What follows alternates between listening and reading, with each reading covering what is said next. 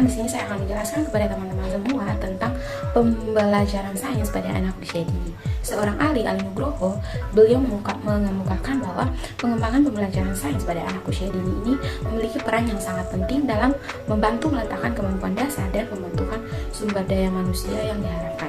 Jadi tujuan pembelajaran sains pada anak usia dini adalah untuk melatih anak melakukan eksplorasi terhadap berbagai benda di sekitarnya. Oke teman-teman, seperti yang kita ketahui bersama bahwa anak usia dini ini memiliki rasa keingintahuan yang sangat tinggi terhadap lingkungan di sekitarnya.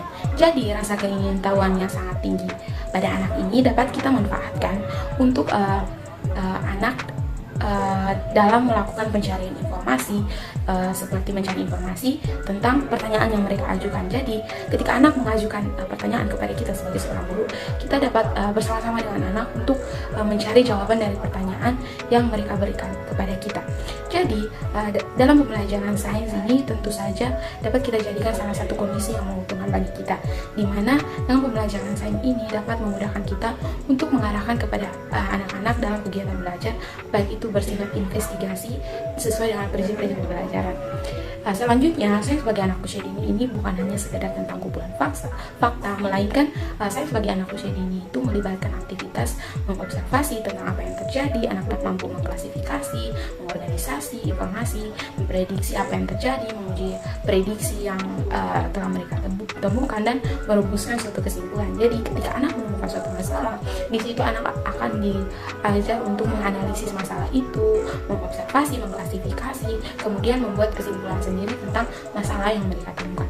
Selanjutnya, pembelajaran sains ini juga dapat melatih kemampuan anak dalam berpikir, baik itu keterampilan berpikir kritis maupun berpikir kreatif. Jadi pembelajaran sains ini adalah hal yang sangat penting ya teman-teman, karena kemampuan keterampilan berpikir kritis ini sangat diperlukan oleh anak ketika dewasa nanti, sehingga anak mampu untuk menyelesaikan masalah-masalah yang akan terjadi pada dirinya.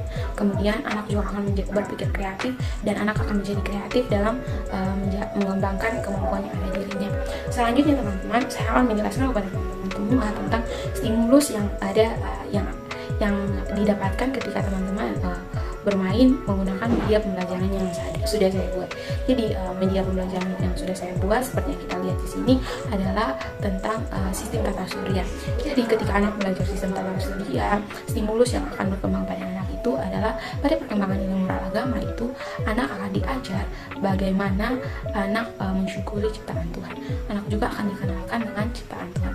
Selanjutnya pada perkembangan kognitif anak itu di sini ketika anak bersama dengan guru menghitung jumlah sistem tata surya yang ada pada luar ruang angkasa, anak akan perkembangan kognitif anak itu akan berkembang. Anak akan mengetahui jumlah planet yang ada di ruang angkasa.